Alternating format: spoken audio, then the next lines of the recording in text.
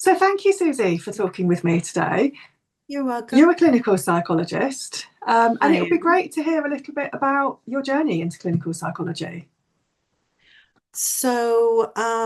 When I was a teenager, I had previously wanted to be a pediatrician, so I always knew I wanted to work with kids and teenagers. And when I was a teenager, I got to know a clinical psychologist, and I just thought that sounds like something I would really enjoy. And yeah, took it, went undergrad, did psychology, studied psychology, and then knew I wanted to be a clinical psychologist, but I took a couple of years off and then, yeah, did my degree. But I did both adults and kids because that's how it Right. worked. Where I trained in the States in a very researchy based place. And so to do kids, you had to do all the adult courses and then just double up. So do like adult Okay. psychology and child psychopathology and adult therapy and child therapy and yeah, the same. So, and I realized I like working with both, but I do, yeah, I was torn at times on because I did spend a couple of years working in adults, but then I went back to CAMHS, and so I've done mostly child and adolescent work. And so I spent 22 years in the NHS, and then I left the NHS, and now I just work solely private. And in the NH and solely private, I do both adults. Yeah, I think I do like I've done age 4 up until age 72, in terms of Quite a seeing people. range. Quite Yeah. a range. Yeah. Um, and what would be, are there sort of particular interests, particular themes in your work?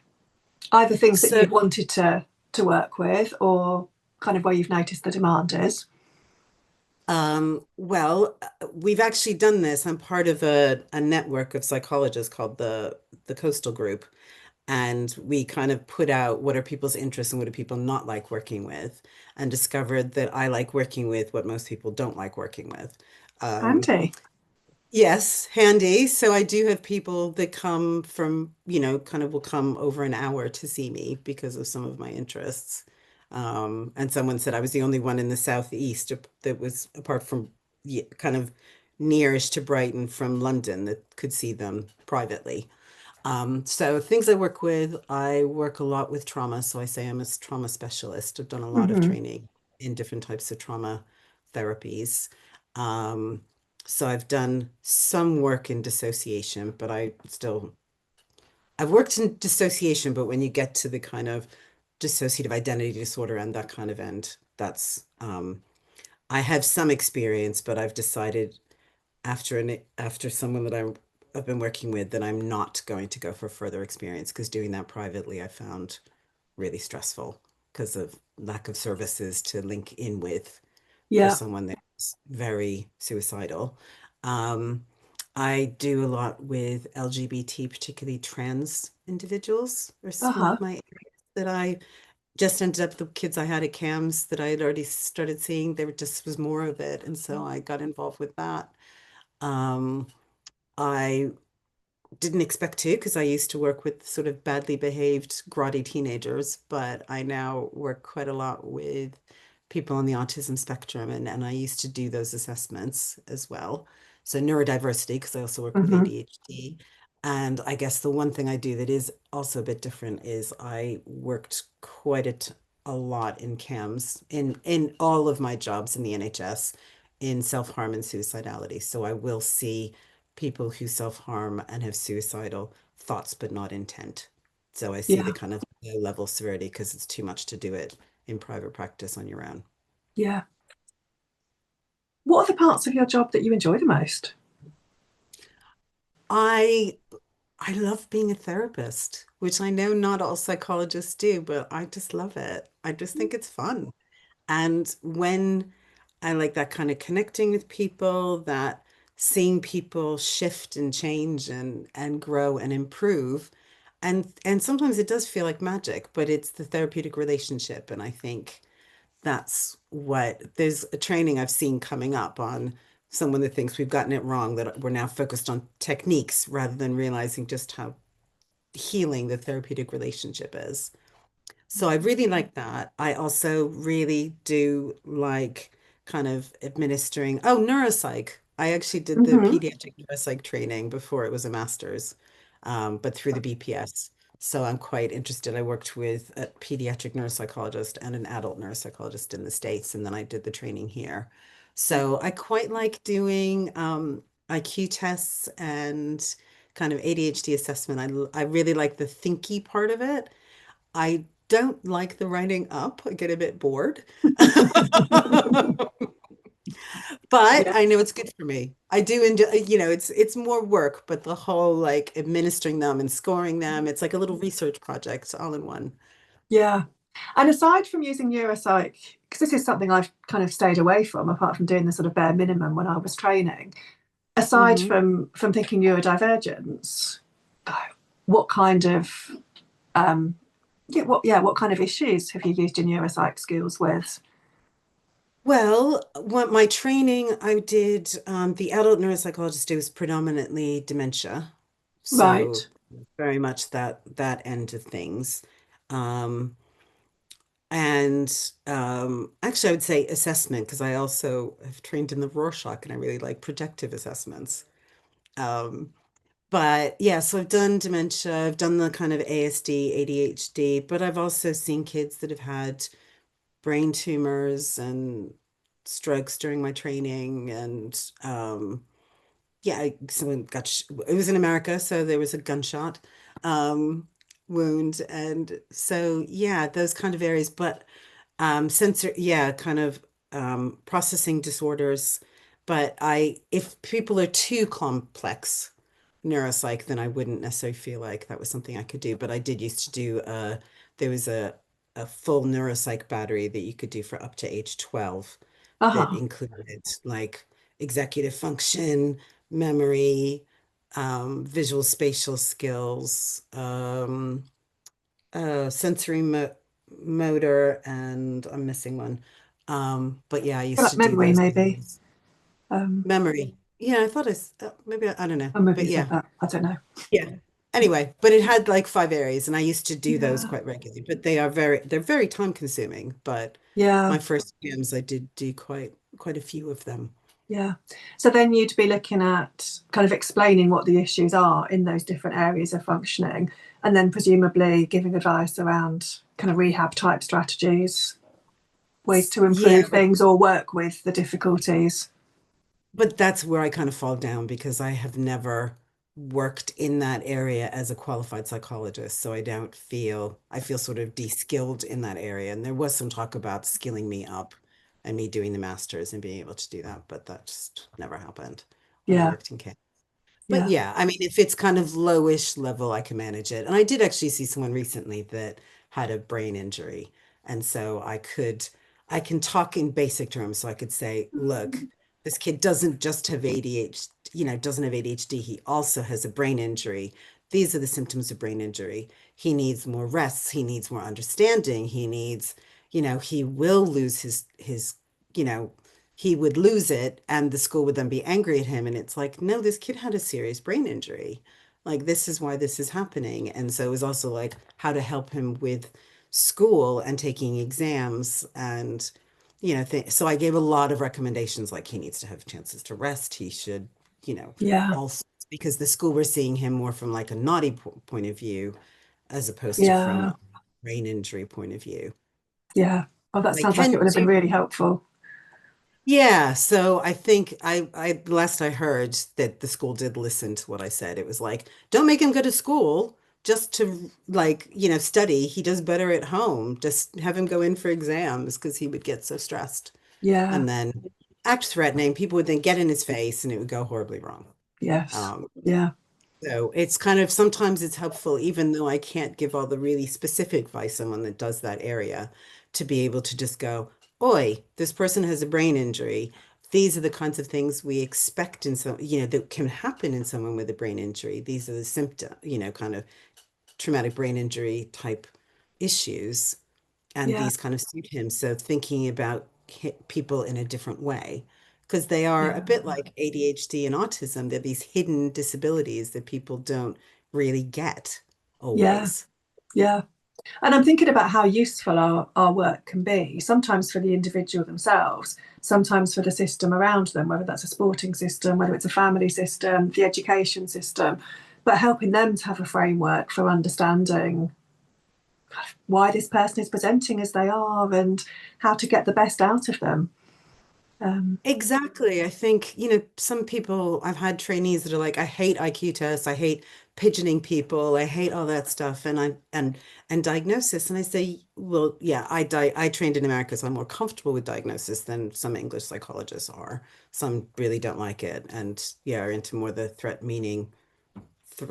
Oh, what's it Power called? threat meaning framework. Power threat meaning. I know I was forgetting one of the Get me. words. Um, well done, you. But I think the thing that's really nice about is to be able to say, hold on a minute. No, it's not that I guess another, two kids that were thought of as being naughty. It's like with one of them, it was like, no, he has a global cognitive impairment. His IQ's in the 60s, low 60s. And another one is like, no, this kid has dyslexia, and the school I said, no, he's naughty. And I was like, no, he has dyslexia. He's being naughty because he can't get it. And it's like, and I will sometimes say, and I speak Spanish, so I'll say like something in Spanish, and they'll go, what? And I'll go, exactly. That's what life can feel like for these kids sometimes. I Like love everything that. in a different language, and they don't get it. So they get bored and they get naughty. And so I think you're right to be able to kind of tell the system, this is actually what we're experiencing. This is what this kid's experience is. How can you help support him with that? Because there can be some misunderstandings because, yeah, a lot of kids will then behave naughty.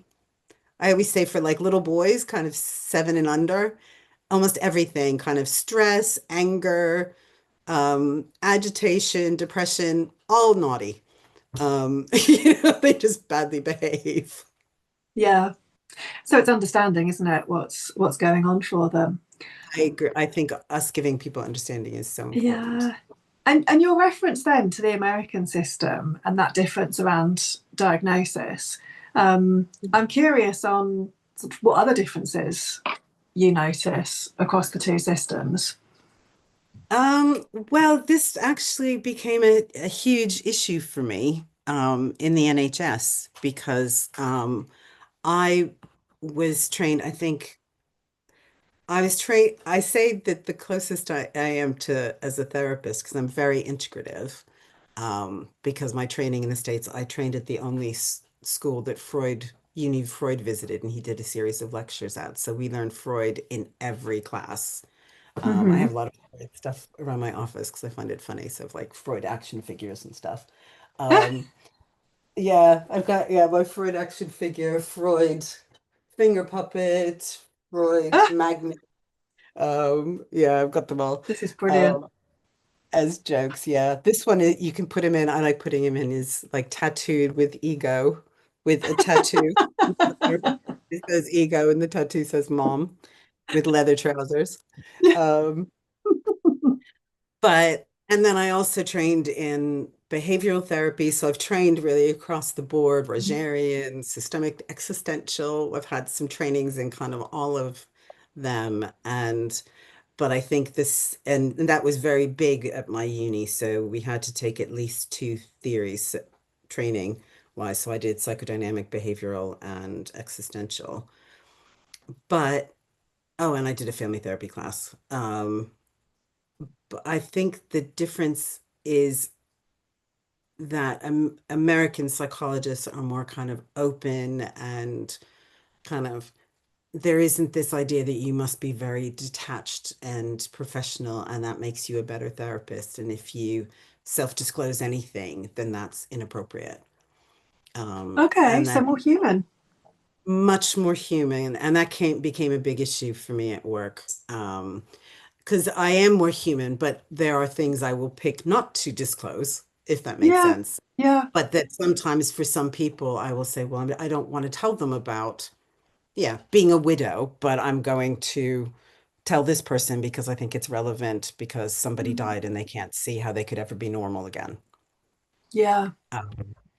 But I think in this, and yeah, I joke about with people. Yeah, I will talk about my dogs and my kids and whatever. My kids don't live at home, and have different last names than me, so it feels okay. But I think the English one, it's very much be detached. Don't be too sharing of yourself. Don't be Yeah. too, where I will tell people that I'm also say I'm fond of them. I'm very kind of Roger, think that it is very much about the relationship. And my clients know I Yes. care about them. And I think Yeah. that's one of the big differences. The American doctorate is also much longer.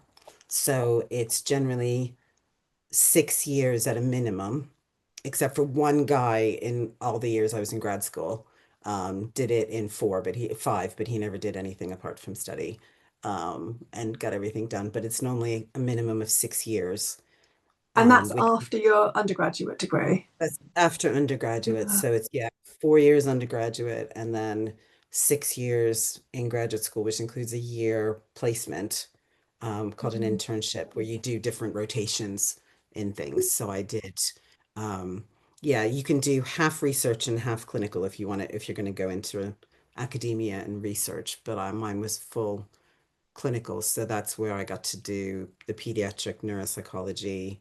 I did inpatient kid, inpatient adult, um, and yeah, and substance misuse, which I didn't really learn that much about because my supervisor was gone for 2 months out of 4. But I did a lot of groups. Okay. Yeah. Yeah. Yeah. And did some neuropsych assessments Yeah. and individual therapy and stuff. And I think it's interesting, isn't it, when we look back on our placements, because sometimes we do a placement thinking we're super interested in something, and then we're like, no, that's absolutely not the area for me. Um, and all of it builds into this rich tapestry, doesn't it? That even if we're working in different areas, I often find myself remembering someone from a placement or remembering someone from when I was newly qualified, and just all becomes part of this knowledge base that we're drawing on, doesn't it? Yeah, yeah. I didn't actually, substance misuse was my only it was my least wanted placement, and it was my number 4. I didn't get my number 3, which I think was Oh, health psych. But I really enjoyed it because it was also, I do talk about it quite regularly in terms of it was these big Vietnam vets. It was at a Veterans Administration. So, oh, what's the equivalent here? Um, there's an equivalent here, but like a Veterans Administration hospital, and these were guys, they were inpatient substance misuse. And they seemed like these big, huge, scary guys with deep voices, and they were so sweet and so nice, most of them. And even one that I remember thinking, there's a couple that were really quite psychopathic, and I was like, oh, not sure about them. And one of them came and cried and told me about this awful thing he had done and how he was haunted by it. So it did give me a real different view of people in a way, to like, even people that look scary, you can really kind of connect with in different ways yeah, yeah, that's a great insight, isn't it? and see the good in Um, them, and yeah, don't always assume. Because, yeah, these big tall guys would go, do you want me to talk about this awful thing that happened? And I'd be like, Kevin, I'm just seeing you today. No, thanks.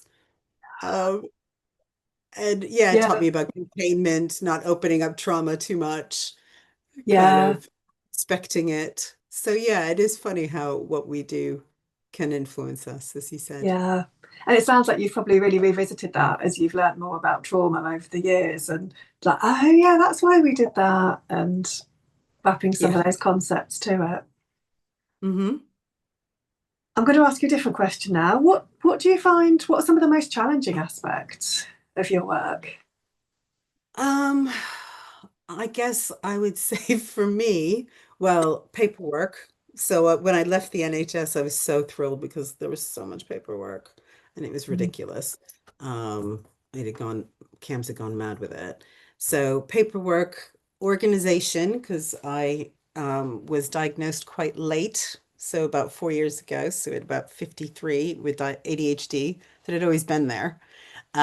So yeah, I had a couple weeks ago where I had to reorganize half of my clients. And yeah, there was only one disaster, but there were a few where I had to go, oh, sorry, there's someone I booked in August that I'm seeing in 3 weeks' time and I forgot, so I can't give you that time all the time, or things like that. Um, and I guess the other thing that I think is always hard as a psychologist, no matter who you work with, is that you have to watch people make mistakes and watch their life happening to them. And sometimes I've worked quite a bit with abuse, and so you have to work with kids that the parents can't make their needs and will never be able to meet their needs. And it's very rare that I say that, but there are occasional people that you go, yeah, that's not going to work. And I think that I can find that very hard, um, Yeah. and very painful when Yeah. that happens. Yeah. That powerlessness, maybe the frustration with the systems, we're one person, aren't we? And with a complex family situation like that, we're one link in a chain, aren't we? That we don't have ultimate control over it. We can do our bit, but yeah, that frustration that the rest of the system maybe isn't able to do what we feel is really necessary. Yeah. Yeah, I try to go back to the resilience research because my area of my research was in child abuse, so I do, yeah, know quite a lot about it. My dissertation was in emotional abuse, my doctoral dissertation, my tome, I said not tomb, tome.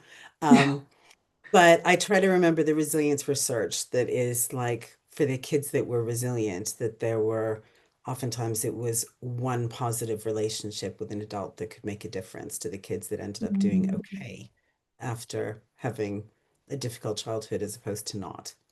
Yeah. Sometimes if I'm really frustrated with it, but the one time I lost it with a family, um, and it really was just one time that I felt like for about 10 seconds I had lost it, where I said, yeah, was when we had done everything to assess this kid and including a 24-hour neuropsych assessment and whatever. And mom still said, well, things will be better when I figure out what's wrong with him. And it's like you treat him like there's something wrong with him, and that's what's wrong with him. And that's so Mm, frustrating when you say, look, I got a psychiatrist and a pediatrician, and I did a 24-hour battery on your kid, and they're all coming back normal. And then I'm still saying there's something wrong with this kid, and getting lots of other professionals to call up and go, why aren't you fixing this kid? There's something wrong with him. That's frustrating. yeah. But Yeah. I, like I said, try to go back to hopefully I can be a positive influence and tell them Yeah. they're great and they will go away thinking that. It's nice and hopeful, isn't it, to think about that resilience Yeah. research and, like you say, just some bits of positive, some little sprinklings of positive go a long way, don't they? Hmm. Um, and that reminds me of something I often find frustrating in my work because we don't get to know the end of the story, do we? We get intensely involved for a short period of time. Um, I don't know if you're the same as me. Sometimes I'll find myself thinking about someone I worked with 20 years ago and just like, oh, I wonder how they're doing. I wonder how that Yeah. situation unfolded. Um, I've been really lucky. I've had a few times where I've like bumped into people a few years later. Not like mhm. 20 years, but yeah, I bumped into someone and we wouldn't have bet. I wouldn't have bet whether she would be alive. I didn't think she would make it to 18. She was so out of control. And I bumped into her in Tesco's and she was Oh, married young, had two kids, was really happy. And lovely. we had it was a positive interaction, but it was a bit weird. And I like found her and said, I just wanted you to remember that you were really important and like I really cared about you and you were important to me. And she just beamed.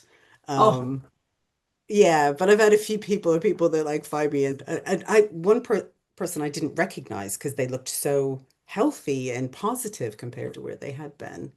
And they're yeah, like, "We talk about you, you made my life different." So I've had a few times where I've had these lovely. I had a mom just recently kind of go, I realize you probably don't hear what happens. So I wanted to let you know a year later where my son is. And yeah, it was just great. that's so nice, isn't it? It's so You're right. thoughtful. But we don't get to hear 20 years later, No, no, as you say. we No. just wonder, don't we? And it's not about Yes. us, It's lovely for the people that do find the time to give us the updates. But it has to be because that works for them, not because they feel beholden to us or responsible for Exactly. doing Yeah, that. this was just out of the blue, and the woman said, "Do you mind if I give you other updates?" And I was like, "No, that'd be lovely." Yeah, Uh, yeah. Oh, I'd respond the same. Yes, please. Um, next question. What's something that people sometimes misunderstand about your work? Um, hmm. Well, I think people think we're just like hanging out and chatting with people. I think overall that's my fantasy that people just think, oh yeah, you're just kind of making up stuff. Right. And you know what I mean? And just like winging it. And I say one of the reasons why I think therapy appeals to me is, as I say, there's so many different processes going on.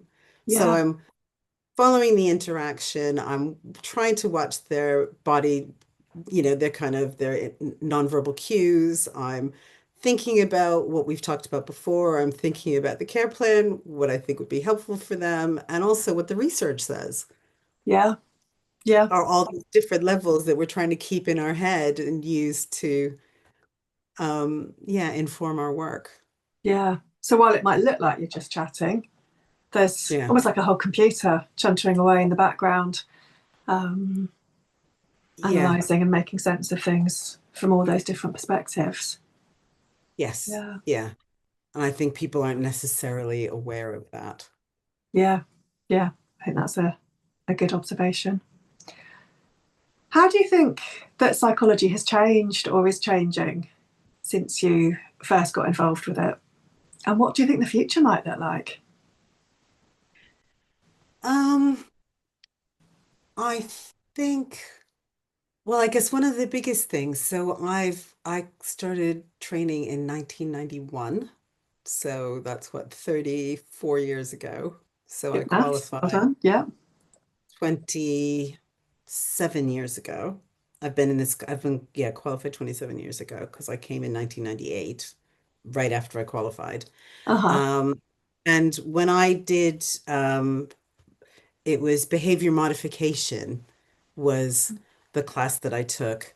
And the book we had was behavior therapy, which I used to prop up stuff and got someone threw it away because it had split in two and it's not printed anymore because there was one tiny chapter on CBT approaches. Okay.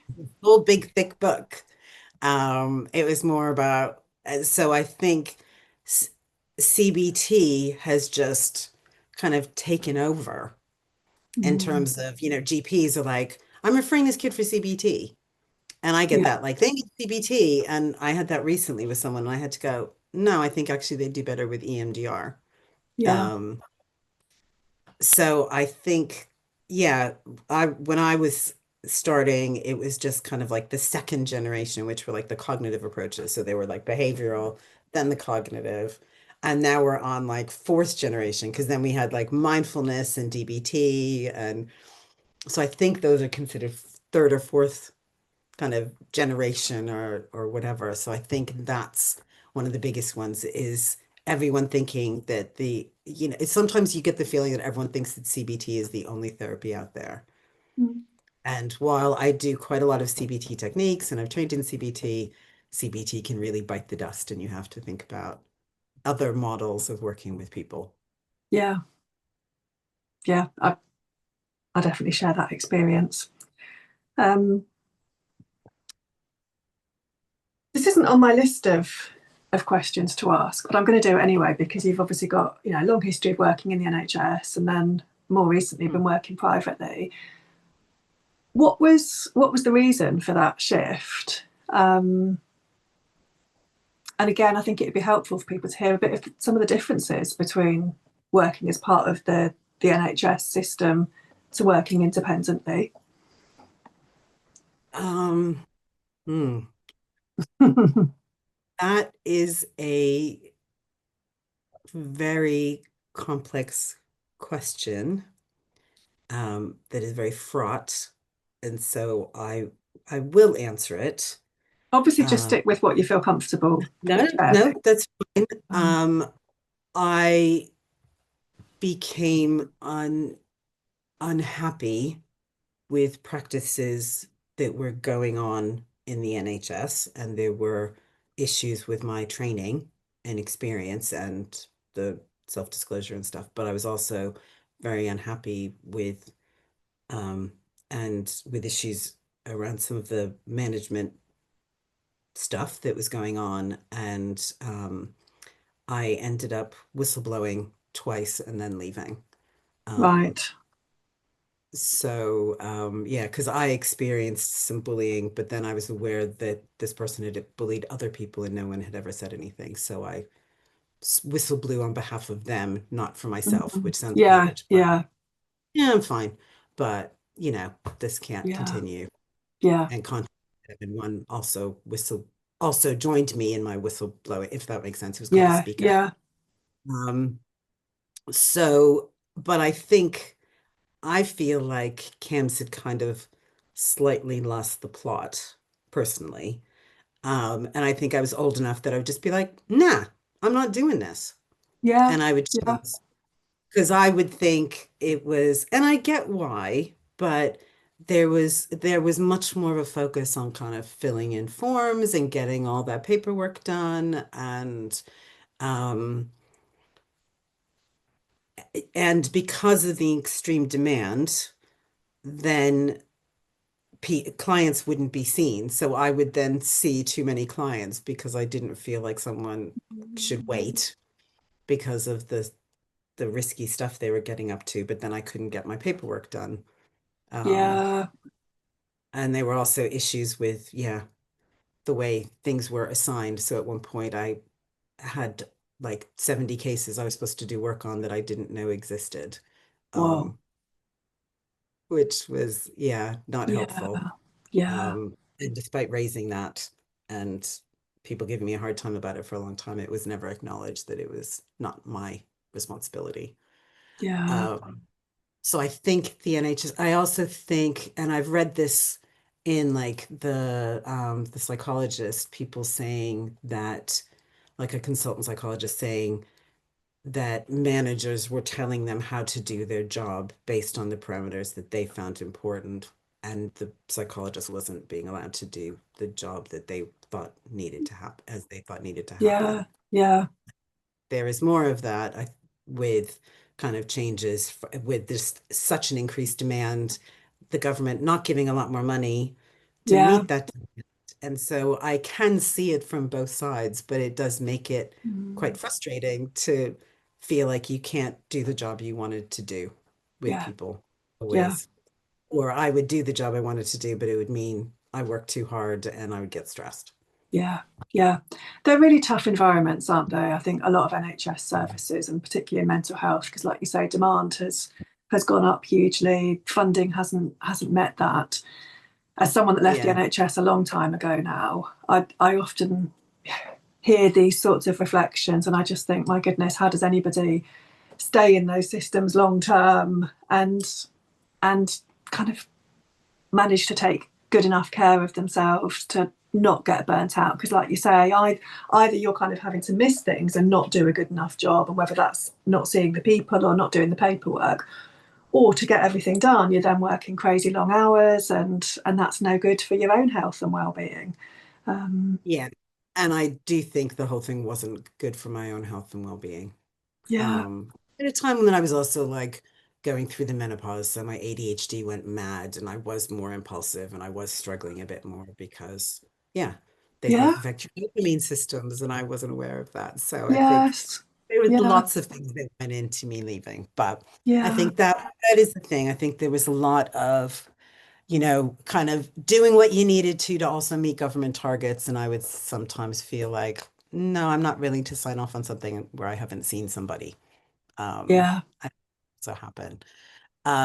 So, and compared to, I think the thing that I miss the most is, and you and I talked about this a little bit before, because we've known each other before. yeah, Not like we kind of worked in parallel services for a time, so yeah, we yeah, would kind of say hey and have a little chat. But I think that's what I miss not being in the NHS is that there's a few things. So there's colleagues and team meetings and all of that side of things. And kind of, I feel sometimes like I never leave my house because I have a mm, extension built on my house. But yeah, so there's that is, I guess, one thing. Um, the other thing that I think, in looking at the negatives of private practice, is you are able to see people who either have insurance or can pay. yeah, So you don't see a variety like you did in the NHS. So in the Mm. NHS, I saw everything from like dirt poor to very wealthy. Yeah. Who oftentimes would demand things and be quite rude on occasion. I Mm. had someone go, "Why are you seeing my kid next week? Are you bad at your job? So you have Oh, space." And I was like, no, your kid's so risky that I don't feel like I can leave them for longer than that. So I will squeeze them in. Um, so, and one of the ways I deal with that is I do some work for an agency where I do get to see people that have been involved with accidents. And so they are yeah. come from all walks of life. Yes. And I also have a sliding scale, which some people don't, but I have a sliding fee scale, and I Mm. occasionally will do very low fee work if Yeah. it's, I don't advertise it, but if it's kind of within certain areas, so domestic violence, which is an area I became more interested in, Yeah. Yeah. we I will do some quite low fee work. Yeah. But Yeah. yeah, It's so hard, isn't it? Squaring all of those circles. it Um, is. It's hard. But I love that I get to do kind of what I want. I get to see what I want. Um, yeah, and I just really enjoy it. I yeah. just think love is great. I get to be nosy for a living. Yes. Yes. I love that. Hearing people's stories, and especially people that have had very different experiences to myself. It feels like such a privilege, doesn't it, to hear about their world and to hear about, yeah, how life's been for them.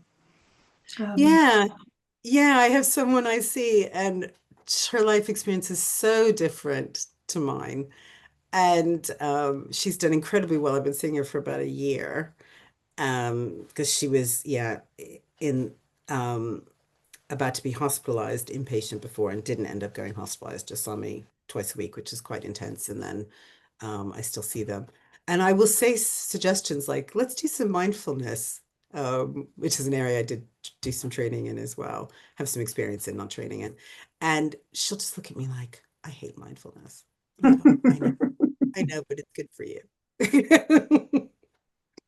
I think mindfulness is quite like Marmite, isn't it? Some people love it, some people hate it.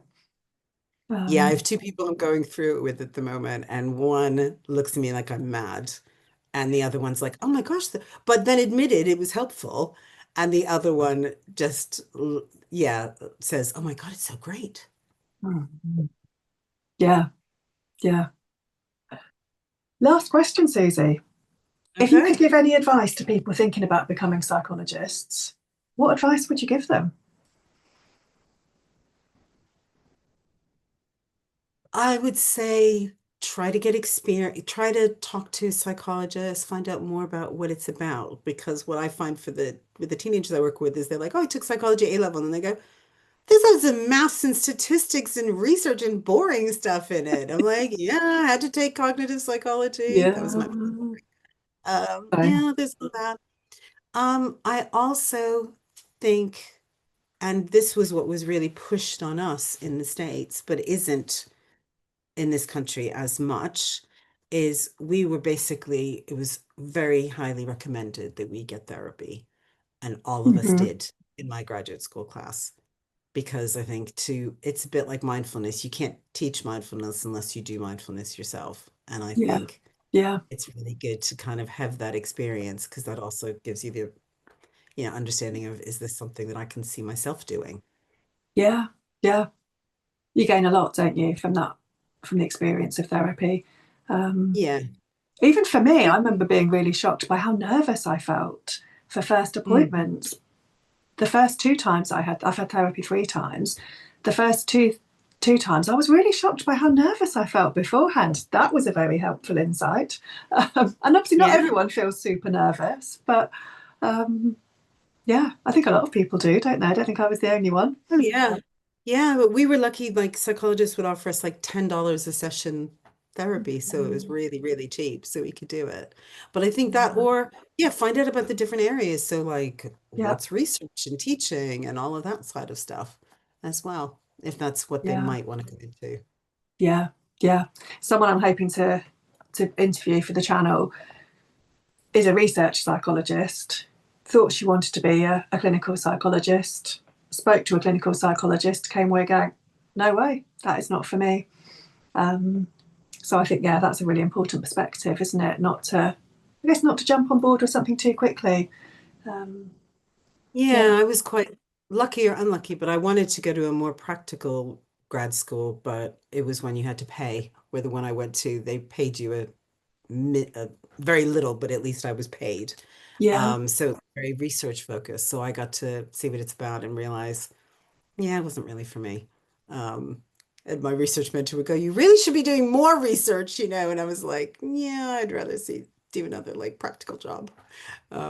But it was good to have the experience of both, yeah, I think, because it also helps you to be able to read research and be a good consumer of it and be able to look at the pros and cons and all of that side of things. Because yeah, I taught research methods um, and statistics while I was in grad school, so it is good to be able to know those things. yeah, yes. Awesome. Anything else you want to add? No, I think that's No. it. Awesome. Thank you. You're welcome. Yeah, it was interesting chat.